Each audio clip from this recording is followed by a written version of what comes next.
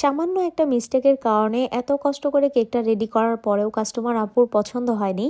আর উনি যখন কেকটা রিসিভ করার পর আমাকে এই কথাটা জানায় তখন আমার অনেক বেশি কষ্ট লাগছিল। তো যাই হোক, কি হয়েছিল আপনাদের সাথে অবশ্যই শেয়ার করব। তার আগে একটু বলে দিই, আমরা শুধুমাত্র গাজীপুর জেলার ভিতরে কেকের অর্ডার নিয়ে থাকি। এমনকি গাজীপুর হওয়া সত্ত্বেও যদি আমাদের লোকেশন হতে আপনার লোকেশন খুব বেশি দূর হয়ে যায়, সেক্ষেত্রে আমরা ডেলিভারি করি না। তাই ইনবক্সের শুরুতেই আপনাদের ডিটেলস লোকেশনটা আমাদের সাথে শেয়ার করবেন। তো এই কেকটা যিনি অর্ডার করেন, আপুটা হচ্ছে আমাদের রিপিট কাস্টমার। আপু এর আগে অনেকবার কেক নিয়েছেন আর প্রতিবারই আলহামদুলিল্লাহ অনেক বেশি ভালো রিভিউ আসে। তো এবার যেটা হয়, আপুটা মূলত আমাদের থেকে একটা half vanilla half chocolate cake order করেছিল, যেটা আপনারা ভিডিও শুরুতেই হয়তো বা কেকটা দেখে বুঝতে পেরেছেন। আর আমি যখন আপুকে ডিজাইনের কথা জিজ্ঞেস করি যে আপু কি ডিজাইন করব, তখন আপুটা আমাকে জানায় যে তেমন কোনো ডিজাইন না, আপনি আপনার মন মতো করে একটা করে দিয়েন। তো যখন এটা বলে তখন আমি তো ভাবলাম যে আচ্ছা ঠিক আছে, আমার মন মতো সিম্পল একটা ডিজাইন করে দিব। তো আমি আপুকে আর না ছবিও দেখাই নাই। তো ওই দিক দিয়ে যেটা হয়, মূলত অনেকেই মনে করে ফ্লেভারটা না জানি কি, যদি চকলেট কেক নেই তাহলে হয়তো বা বাহিরেও চকলেটই থাকবে বা কোনো ডিজাইন করা যাবে না, এরকম কিছু, এরকম একটা ব্যাপার আর কি।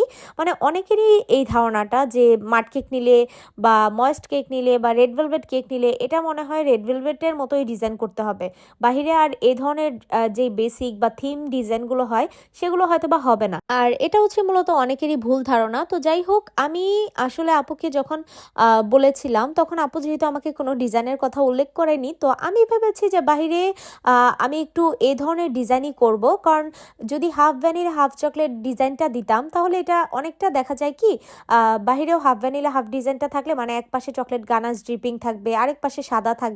এরকম ডিজাইন করলে আমার কাছে অনেকটা বেকারি স্টাইলের কেকগুলোর মতো লাগে, যদিও ওগুলো দেখতে খারাপ লাগে না।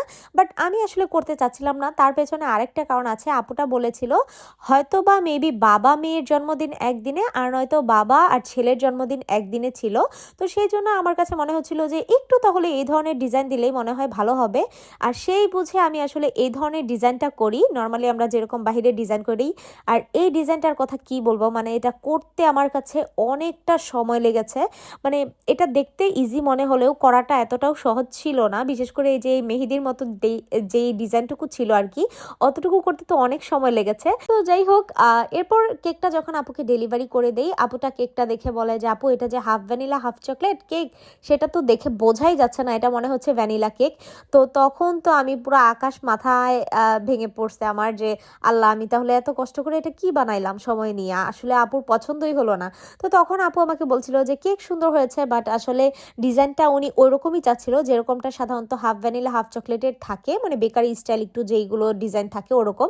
তো পরবর্তীতে আপুটাও আসলে বুঝতে পেরেছে, আপু আমাকে সরি বলছিল, আমিও আপুকে সরি বলছিলাম, কারণ দুইজনের মিস্টেকের কারণে এটা হয়েছে। তো যাই হোক, আপনাদের কাছে কেকটা কেমন লেগেছে অবশ্যই জানাবেন। সবাই ভালো থাকবেন। আল্লাহ হাফিজ।